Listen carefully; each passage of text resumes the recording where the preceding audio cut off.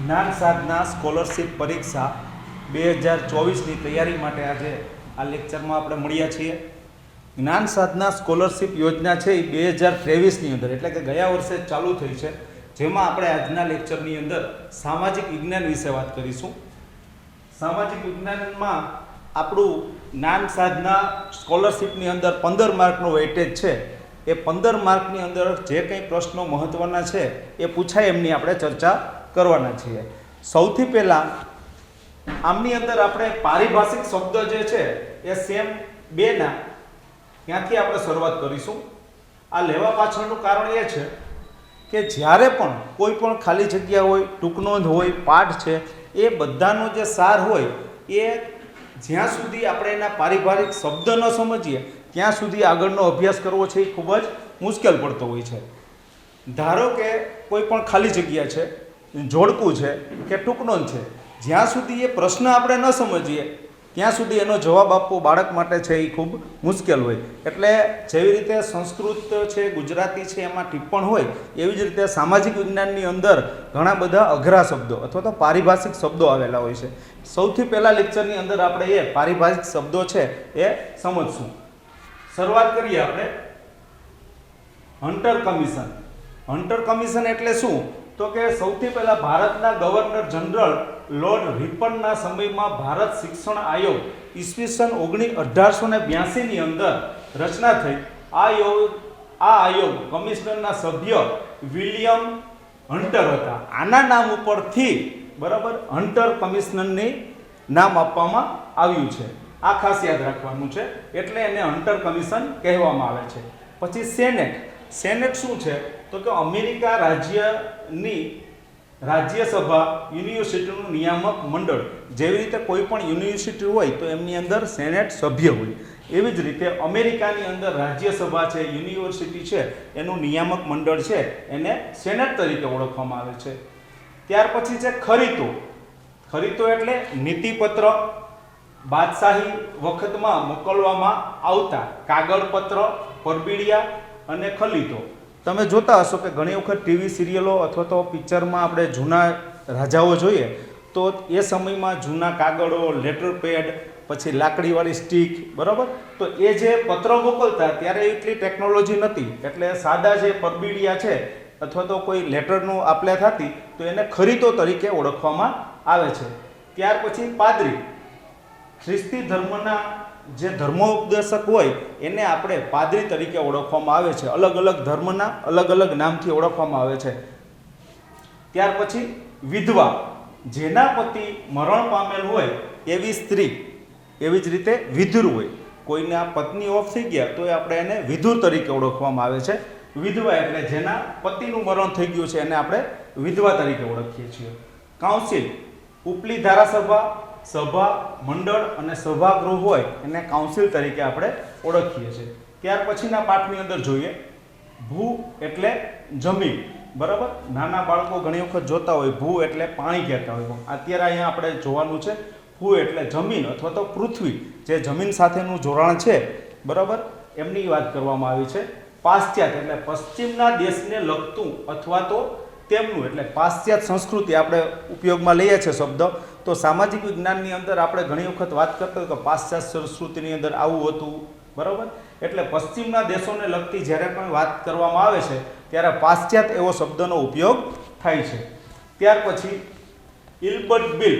ઇલ્બર્ટ bill છે એ 9મી ફેબ્રુઆરી 1983માં આખા દેશમાં ફોજદારી કાનૂની લગાવવામાં આવ્યો હતો. એટલા માટે થઈ અને ઇલ્બર્ટ બિલ જે શબ્દ છે એ ઉપયોગ કરવામાં આવે છે. ધારાસભા શું છે? તો કે કાયદા ઘડનારની સભા, જે જગ્યાએ કાયદો ઘડવામાં આવે, જે કમિટી કારોબારીની બેઠક થાય, એટલે એને ધારાસભા એવું નામ આપવામાં આવ્યું છે.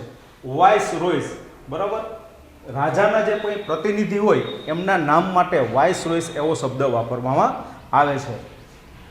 ત્યાર પછી મળાવવાદી. બંધારણીય માર્ગે રાજકીય હકો મેળવવા માટે જે નરમ વલણના વિચારધારાવાળા નેતા જેવા કે દાદાભાઈ નવરોજી, સુરેન્દ્રનાથ બેનર્જી, ગોપાલકૃષ્ણ ગોખલે, ફિરોઝ શાહ વગેરે હતા.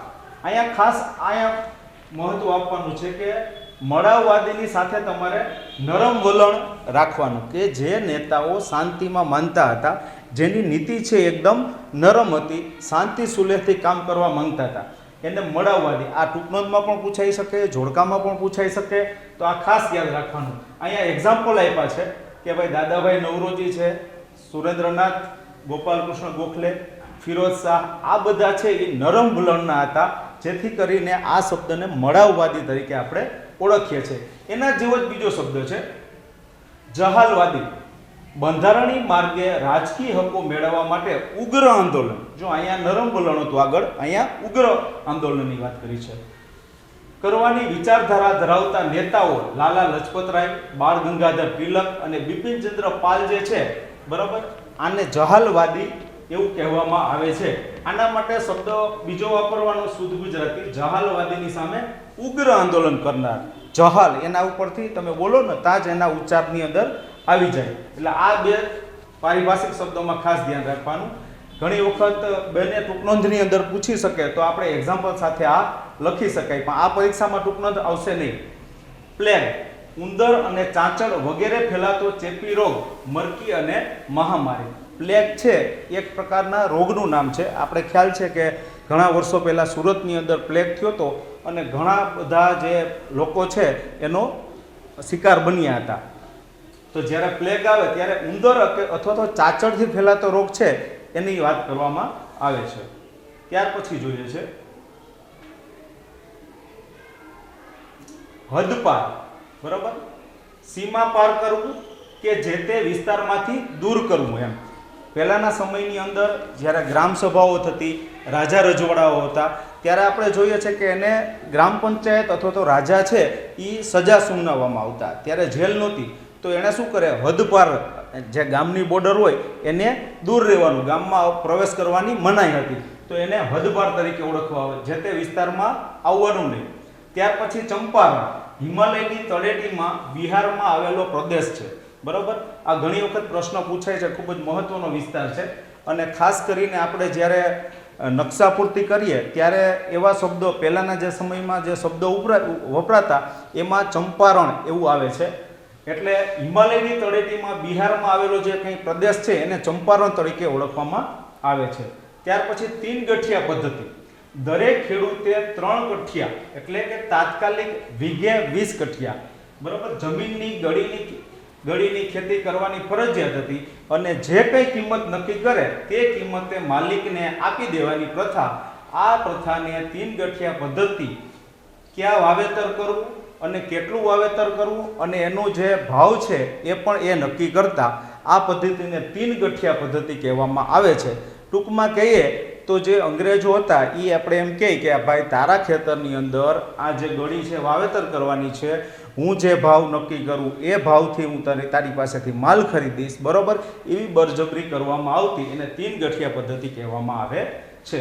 ત્યાર પછી મેજિસ્ટ્રેટ, ન્યાયાધીશ એનું, અથવા તો ફોજદારી, જે આપણે પિક્ચરોમાં જોઈએ છે કે કોર્ટના બધા સીન આવે, બરોબર, ફોજદારી દાવા, દીવાની દાવા, એનો જે ન્યાય કરે છે ન્યાયાધીશ હોય એને આપણે જજ અથવા તો ન્યાયાધીશ, એને શુદ્ધ ભાષામાં આપણે મેજિસ્ટ્રેટ તરીકે પણ ઓળખી શકાય. ત્યાર પછી છે મહેસૂલી, કે જમીન ઉપરનો કર. હમણાં જે રીતે 3 ગઠિયા પદ્ધતિની વાત કરી એવી રીતે મહેસૂલ છે.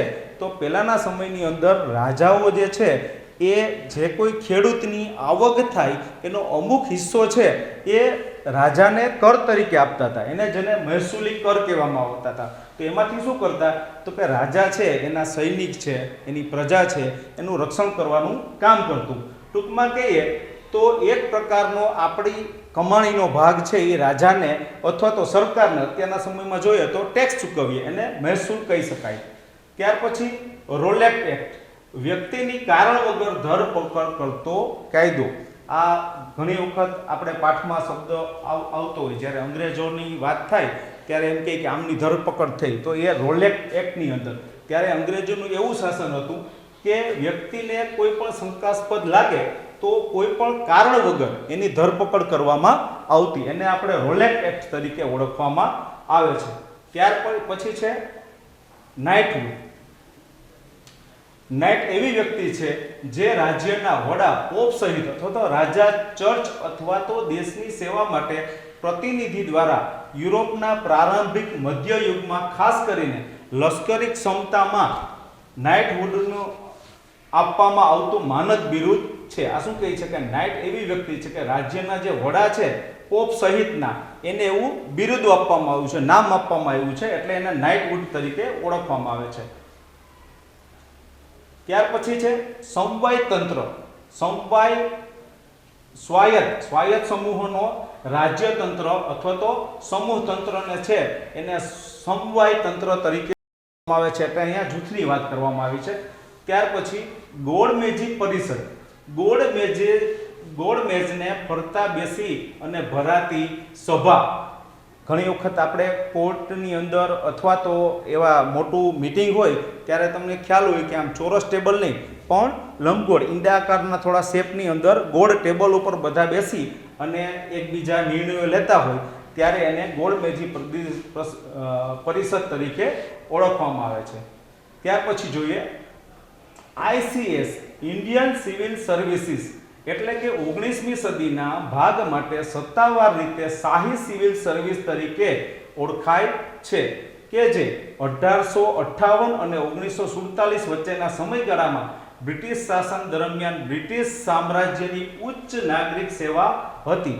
આ એક પ્રકારનો અત્યારે જે IAS અધિકારી કહેવાય, IPS અધિકારી કહેવાય, એવી જ રીતે ઇન્ડિયન સર્વિસ જે તે સમયનો એક ઉચ્ચ હોદ્દો છે એને ICS તરીકે ઓળખવામાં આવે છે.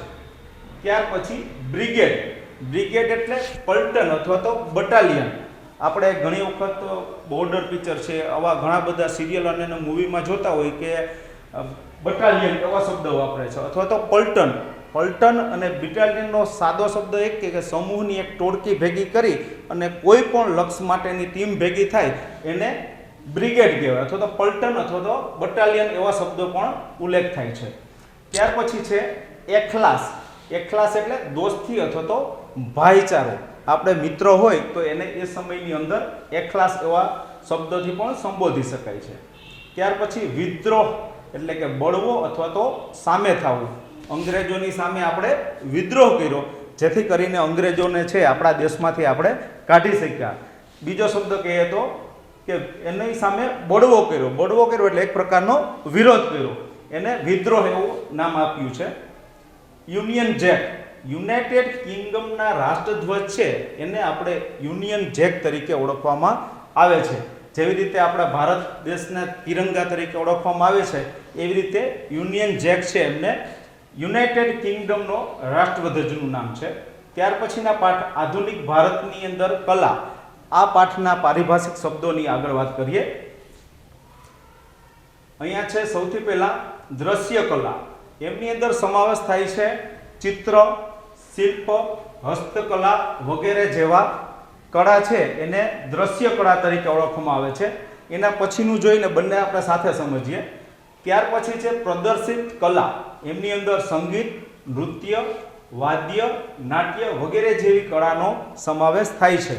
અહીંયા આપણે ખાસ જોઈએ કે દ્રશ્ય કલા અને પ્રદર્શિત કલા છે એમાં શું ફેર જોવા મળે છે કે આ જે છે એ આપણે ફોટોગ્રાફી સ્વરૂપની અંદર જોઈ શકીએ છીએ. જ્યારે પ્રદર્શિત કલા છે એ જ્યારે ચાલુ હોય એટલે એની મૂવમેન્ટ સતત ચાલુ હોય, જેમ કે સંગીત સાંભળવું, નૃત્ય જોવું, વાદ્ય વગાડવું, નાટ્ય જોવું, જે કંઈ ક્રિયા ચાલુ હોય. એટલે આ બે શબ્દમાં ખાસ ધ્યાન રાખવાનું કે દ્રશ્ય કલા એટલે ખાલી જોવું અને પ્રદર્શિત કલા એટલે એક સાથે નિહાળતા હોઈએ. ત્યાર પછી છે પાષાણ. પાષાણનો અર્થ થાય છે પથ્થર, પાષાણિયું એવો શબ્દ પ્રયોગ થતો હોય છે. ત્યાર પછી જોઈએ ગુપ્તકાળ. ગુપ્તકાળ એટલે શું કે ગુપ્ત વંશના રાજાઓનો જે સમયકાળ હતો એને આપણે ગુપ્તકાળ તરીકે ઓળખવામાં આવે છે. ગુપ્ત વંશના ઘણા બધા રાજાઓ છે એ જે સમયની અંદર શાસન કર્યું છે એ સમયને આપણે ગુપ્ત વંશના રાજાઓનો સમય અથવા તો ગુપ્તકાળ તરીકે ઓળખવામાં આવે છે.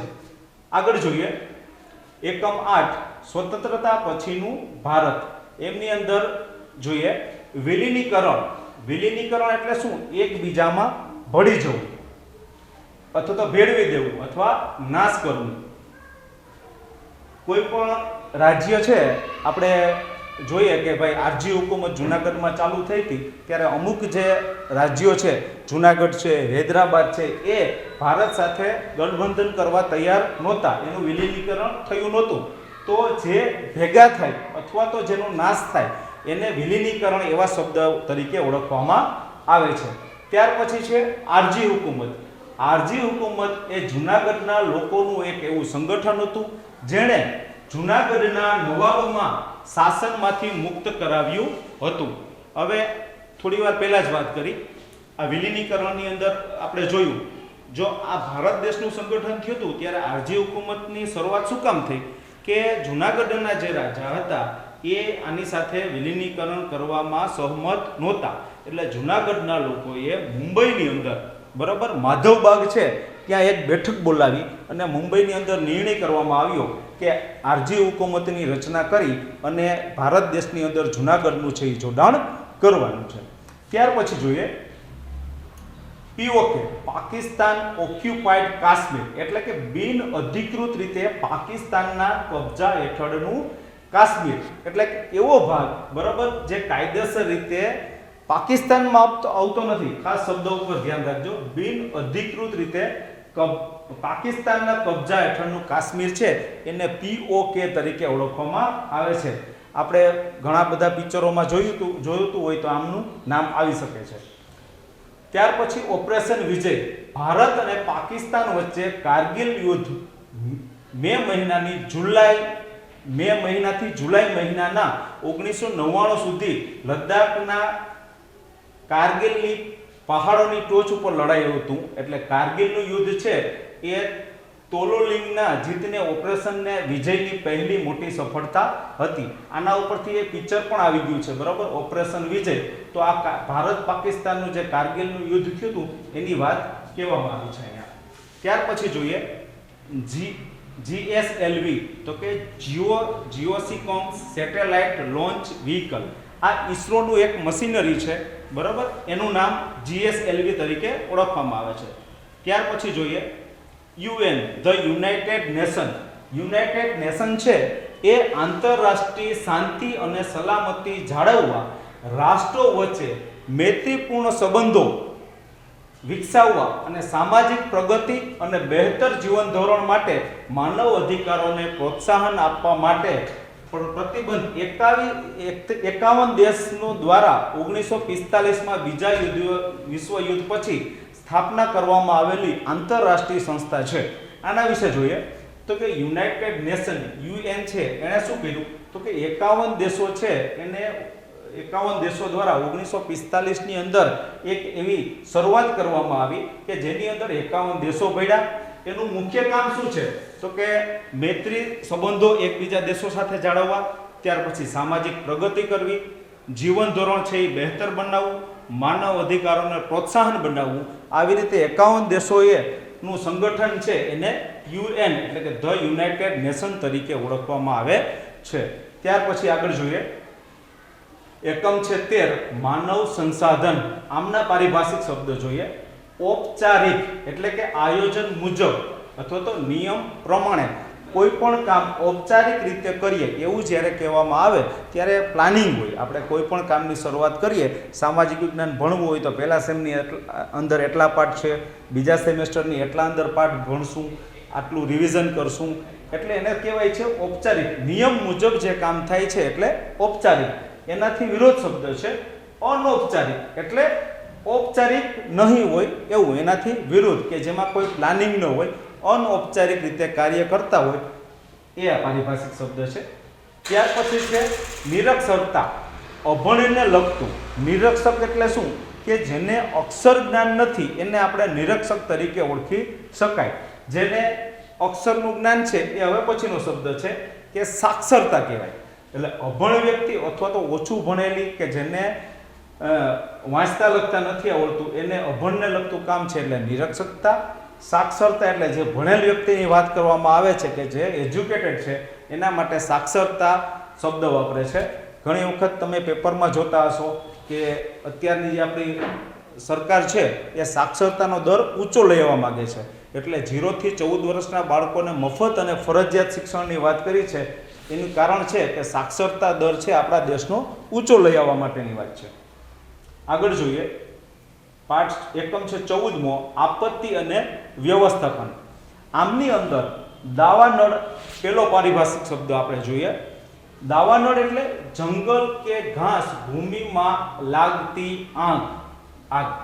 હવે આ કેવી વસ્તુ છે કે દાવાનળ કોઈ પણ જંગલની અંદર અથવા તો ઘાસની અંદર ખૂબ જ મોટા પ્રમાણની અંદર જ્યારે આગ લાગે અને ઘણું બધું જંગલનું નુકસાન થાય તો એને દાવાનળ તરીકે ઓળખવામાં આવે છે. દાવાનળની સાથે તમારે જંગલ શબ્દ ખાસ યાદ રાખો. ત્યાર પછી ભૂસ્ખલન, ભૂમિનું ઘસી પડવું. જેવી રીતે ભૂકંપ આવે છે એવી જ રીતે જમીનનો એટલે કે પૃથ્વીનો જે ભાગ છે એ સરકી જાય અથવા તો ખસી જાય એને ભૂસ્ખલન તરીકે ઓળખવામાં આવે છે. ત્યાર પછી છે ખનન. ખનન એટલે શું? ખોદવું. કોઈ ઇન્ડસ્ટ્રીઝ અથવા તો અંડરબ્રિજ હોય અથવા તો કોઈ પણ અન્ય કારણસર જમીનનું જ્યારે ખોદાણ કરવામાં આવે છે, બરાબર, ત્યારે એને ખનન એવો શબ્દ વાપરવામાં આવે છે. ત્યાર પછી નિર્વિનીકરણ એટલે કે જંગલોનું નષ્ટ થવું કે કરવું. જંગલો જે છે નાશ પામે અથવા તો કોઈ પણ સંજોગોમાં એનું કટિંગ કરવામાં આવે ત્યારે એને નિર્વિનીકરણ એવો શબ્દ ઉપયોગ કરવામાં આવે છે. ત્યાર પછી ભૂસીર, દરિયામાં ગયેલી જમીનની લાંબી પટ્ટી. બરાબર, ઉદાહરણ તરીકે કોઈ પણ લાંબી બેટ દ્વારકા જેવી લાંબી પટ્ટી હોય અથવા તો રસ્તો હોય એવું જ્યારે નકશાની અંદર તમે જોવો તો ખ્યાલ આવે કે દરિયામાં ગયેલી જમીનની લાંબી પટ્ટી જે હોય એને ભૂસીર તરીકે ઓળખવામાં આવે છે. આગળ જોઈએ 17મો એકમ, ન્યાયતંત્ર. અહીં ન્યાયની વાત કરવામાં આવી છે કે એને લગતા જે કંઈ શબ્દો હશે એની આપણે વાત કરશું. કે પેલું છે દીવાની દાવા. તો દીવાની દાવામાં ખાસ કરીને એ જ યાદ રાખવાનું, ઇંગ્લિશમાં એને સિવિલ મેટર પણ કહેવામાં આવે છે. આમની અંદર શું છે તો કે જેમાં જમીન, મકાન, અન્ય સંપત્તિ અથવા તો હક માટેની વાત થાય ત્યારે દીવાની દાવા એવો શબ્દ પ્રયોગ કરવામાં આવે છે. એનાથી અલગ બીજું છે ફોજદારી દાવા. ફોજદારી દાવાની અંદર હોય શું કે ચોરી, લૂંટફાટ, ખૂન, મારામારી વગેરેના દાવા છે તો એને ફોજદારી દાવા અથવા તો ક્રિમિનલ મેટર એવો શબ્દ પ્રયોગ કરવામાં આવે છે. જ્યારે કોઈ પણ બનાવ બને, બરાબર, અત્યાર સુધી આપણે એમ કહેતા કે ભાઈ કોર્ટમાં જવું, પણ ખરેખર દાવાની ખબર ન હોય. પિક્ચરમાં આપણે જોતા હોય કે જ્યારે આવા બનાવ બને જમીન મકાન ત્યારે એને દીવાની કોર્ટ એટલે કે દીવાની અદાલતમાં જવાનું હોય છે. જ્યારે ચોરી, લૂંટફાટ, ખૂન થાય ત્યારે ફોજદારી દાવા છે એ લાગુ પડે છે. ત્યાર પછી જોઈએ સેશન કોર્ટ. જિલ્લાની મોટી ફોજદારી કોર્ટ છે એટલે કે અદાલત. ધારો કે આપણે જુનાગઢ જિલ્લામાં વસવાટ કરીએ છીએ તો આપણી સેશન કોર્ટ છે એ જિલ્લાની મોટી અદાલત કહી શકાય. ત્યાર પછી આરોપી, જેના પર તોહમત એટલે કે આડ હોય તે આરોપી. આની આગળ પણ હજુ આવશે કે જેના ઉપર કોઈ પણ ગુનાનો આરોપ લાગેલો હોય છે એને આરોપી કહેવાય છે. એને બીજા શબ્દમાં તોહમત પણ કહી શકાય, આડ પણ કહી શકાય. આગળ જોઈએ હવે ફરિયાદી. એનાથી વિરુદ્ધ ભાષા કે ફરિયાદ કરનાર વ્યક્તિ અથવા તો એને વાદી શબ્દ તરીકે પણ ઉપયોગ થાય છે. જેણે ગુનો કર્યો છે એની સામે જે લોકો ફરિયાદ કરે છે અથવા તો જે વ્યક્તિ ફરિયાદ કરે છે એને ફરિયાદી તરીકે ઓળખાય છે. ત્યાર પછી છે વકીલ. સનદી કાયદાશાસ્ત્રી કોઈના પક્ષમાં વાત રજૂ કરે. શેની ભાષામાં સમજીએ કે આ આરોપી અને ફરિયાદી બંનેની વાતચીત જે ન્યાયાલય અથવા તો કોર્ટની અંદર રજૂ કરવામાં આવે છે તો એક મધ્યસ્થી વ્યક્તિ હોય એને આપણે વકીલ કહીએ છીએ. કાળા કપડાં પહેરી અને કોર્ટની અંદર, બરાબર, બંને પક્ષના અલગ અલગ વકીલ હોય તે આરોપી અને ફરિયાદી તરફથી પોતાની વાત રજૂ કરે એને વકીલ કહેવામાં આવે છે. એની ઉપર ન્યાયાધીશ, ન્યાય કરનાર અમલદાર અથવા તો જજ. આરોપી અને ફરિયાદીની વાત વકીલ દ્વારા રજૂ કરવામાં આવે. ન્યાયાધીશને એવું લાગે કે કોણ સાચું છે એનો ન્યાય કરવાનું જે કંઈ કામ કરે છે એને ન્યાયાધીશ તરીકે ઓળખવામાં આવે છે. ત્યાર પછી જોઈએ મુકદ્દમો. આપણે આગળ જોયું, બરાબર, કે વકીલ જે કેસ લડે છે એ પણ આવી ગયું. દાવો, બરાબર, એ બંને શબ્દ સેમ છે. મુકદ્દમો એટલે કેસ લડવો, વકીલ જે આપણો મુકદ્દમો લડે અથવા તો કેસ લડે, એ બે શબ્દ સરખા છે. ત્યાર પછી સજાના શબ્દો છે. જન્મટીપ, બરાબર, એને બીજા શબ્દમાં આપણે કહીએ તો જન્મટીપ પણ કહેવાય છે. જીવે ત્યાં સુધીની સજા પણ કહે છે. ઘણી વખત ફાંસીની સજા અત્યારે મોસ્ટ ઓફ નથી આવતી, તો જન્મટીપ એટલે કે જ્યાં સુધી ગુનેગાર જીવે ત્યાં સુધી એને જેલની અંદર રહેવાનું હોય છે, તો એને જન્મટીપની સજા એવું પણ કહેવામાં આવે છે. અથવા તો ઘણા બધા વર્ષો ફિક્સ હોય એને પણ જન્મટીપની સજા કહેવામાં આવે છે. ત્યાર પછી બારની વાત કરીએ છીએ. તો બાર એટલે શું? તો આમ જોઈએ તો આ કાયમી શબ્દ ઉપયોગ ન થાય, પણ સામાજિક વિજ્ઞાનમાં જોઈએ તો એડવોકેટ હોય, જે બધા વકીલો હોય, એનું કાઉન્સેલિંગ હોય, ટૂંકમાં એનું એસોસિએશન હોય. તો આ બધાને બાર એસોસિએશન તરીકે ઓળખવામાં આવે છે, કે એક બધા વકીલો છે એક યુનિયનની અંદર ભેગા થઈ અને એના નિર્ણય કરે, એને બાર એસોસિએશન અથવા તો બાર તરીકે ઓળખવામાં આવે છે. ત્યાર પછી જોઈએ બેન્ચ, એક સાથે કામ કરનાર જજો. હવે ઘણી વખત જિલ્લાની અદાલત અથવા તો વડી અદાલતમાં આપણે જઈએ તો ઘણા બધા અત્યારના વર્તમાન સમયની અંદર કેસો પેન્ડિંગ છે. તો ઘણા બધા કેસો એકથી સાથે ચાલતા હોય, બરાબર, 10-15 સાથે કોર્ટ હોય, તો એને બેન્ચ કહેવામાં આવે છે. કે એક સાથે કામ કરનાર ઘણા બધા બેન્ચો જજો હોય તો એને બેન્ચ તરીકે ઓળખવામાં આવે છે. સનદ, સનદ એટલે એક પ્રકારનો અધિકાર પત્ર, એને સનદ તરીકે ઓળખવામાં આવે છે. દલીલ, સામો વાદ વિવાદ કરવો તેને દલીલ કહેવામાં આવે છે. આપણે કોઈ પણ મિત્રો સાથે કોઈ પણ ચર્ચા થાય, બરાબર, અથવા તો દલીલો થાય, બરાબર, જે વાતચીત થતી હોય એને દલીલ કહેવાય. ન્યાયની ભાષામાં વાત કરીએ તો કે જ્યારે આરોપી અને ફરિયાદી એ બંને વચ્ચે જે કંઈ કોર્ટની અંદર વાતચીત થતી હોય તો એને દલીલ કહી શકાય. ત્યાર પછી અપીલ, અપીલ છે એ એક માનવાચક શબ્દ તરીકે આપણે ઉપયોગ કરીએ છીએ અહીંયા. આગ્રહભરી વિનંતી, અનુરોધ, નીચલી અદાલતના ચુકાદા સામે ઉપલી અદાલતને અરજી કરવામાં આવે. આને સમજીએ કે જ્યારે કોઈ પણ કોર્ટની અંદર ફરિયાદ કરવામાં આવે ત્યારે જ્યારે ફરિયાદી હોય એને એવું લાગે કે આ કોર્ટની અંદર મને ન્યાય મળ્યો નથી, એને અસંતોષ લાગે, ત્યારે એ ઉપલી કોર્ટની અંદર એવી અપીલ કરે છે, એવો આગ્રહ રાખે છે કે મને આમાંથી થોડીક સજામાં રાહત આપો. તો એના ઉપર ચર્ચા વિચારણા થાય અને જો જજને યોગ્ય લાગે તો આ અપીલ છે એ ગ્રાહ્ય રાખે છે, એને અપીલ તરીકે ઓળખવામાં આવે છે. ત્યાર પછી જોઈએ અસીલ, મધ્યસ્થી, ત્રાહી અથવા તો વકીલનો. વકીલ છે એના માટે જે એનો ક્લાયન્ટ છે અથવા તો એની પાસે જે કેસ લઈને ગયો છે એના માટે વકીલ માટે છે અસીલ શબ્દ વપરાય છે, મારો અસીલ એવું, એટલે કે જેની પાસે જે કેસ લઈને ગયો છે એ. ત્યાર પછી નજીરી અદાલત, કોર્ટ ઓફ રેકોર્ડ, વડી અદાલત છે એને ઘણી વખત નજીરી અદાલત તરીકે પણ ઓળખવામાં આવે છે.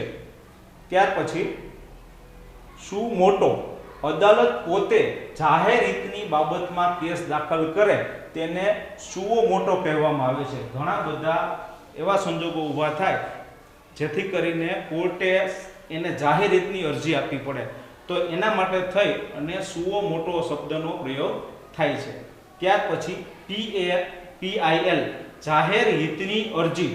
જે રીતે ઉપર સુઓ મોટોમાં વાત કરી છે, કોઈ પણના જાહેર હિતની વાત કરે તો એને PIL તરીકે, આ ભૂલથી આવી ગયું છે હિન્દી, બરાબર, જાહેર હિતની અરજી છે એને PIL તરીકે ઓળખવામાં આવે છે. ત્યાર પછી જોઈએ FIR, ઘણી બધી સિરિયલો આવે છે, ઘણા બધા પિક્ચરોમાં આ શબ્દ વારંવાર સાંભળવા મળે છે કે ભાઈ FIR નોંધાવી દેવાની છે. તો FIR શું છે? તો એનું ફૂલ ફોર્મ થાય છે ફર્સ્ટ ઇન્ફોર્મેશન રિપોર્ટ, પ્રથમ માહિતી દર્શિત નોંધ છે. એટલે જ્યારે કોઈને ફરિયાદ કરવાની હોય એ પોલીસ સ્ટેશને જાય અને FIR નોંધાવે, એટલે કે પહેલી માહિતી જે નોંધાવે એને FIR તરીકે ઓળખવામાં આવે છે, કે પ્રથમ માહિતી. ત્યાર પછી જોઈએ લોક અદાલત, કાનૂની સેવા સમિતિ દ્વારા ઝડપથી સરળ રીતે ન્યાય આપવામાં આવતી અદાલત છે. કાનૂની સેવા જ છે, પણ લોક અદાલત એટલે શું કે અમુક કમિટી ભેગી બેસી અને લોકોના પંચ હોય એમાંથી જે ન્યાય આપવામાં આવે, જેથી કરીને આ જે ન્યાય છે એ સરળતાથી ઝડપથી મળે અને કોઈ કોર્ટ કચેરીના ધક્કા ન ખાવા પડે. એટલે કાનૂની સેવા સમિતિ દ્વારા લોક અદાલતની નિમણૂક કરવામાં આવી છે કે લોકો ઓછા સમયની અંદર એને સામાન્ય માણસને ન્યાય આપી શકાય. ત્યાર પછી જોઈએ એકમ 18માં સામાજિક ન્યાય અને સામાજિક વિસંગતતા.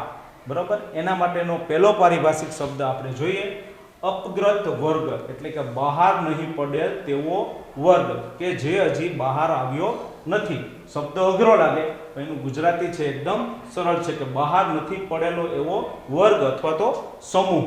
ત્યાર પછી છે યુએન, ધ યુનાઇટેડ નેશન.